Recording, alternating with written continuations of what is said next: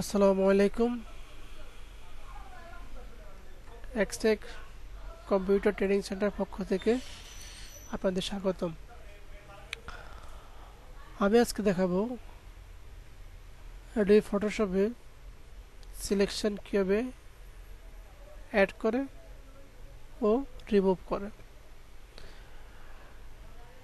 আমি rectangular marking টুল ব্যবহার করে এতটুকু সিলেকশন করলাম। এখান থেকে আমি সিলেকশন অ্যাড করতে পারি, আবার রিমুভ করতে পারি। প্রথমে আমি রিমুভ করব।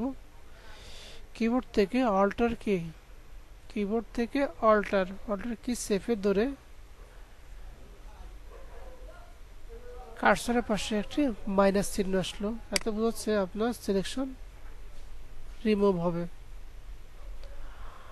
আবার কিবোর্ড থেকে শিফট চেপে ধরলে কার্সরের পাশে প্লাস চিহ্ন আসলো, মানে আপনার সিলেকশন যোগ হবে।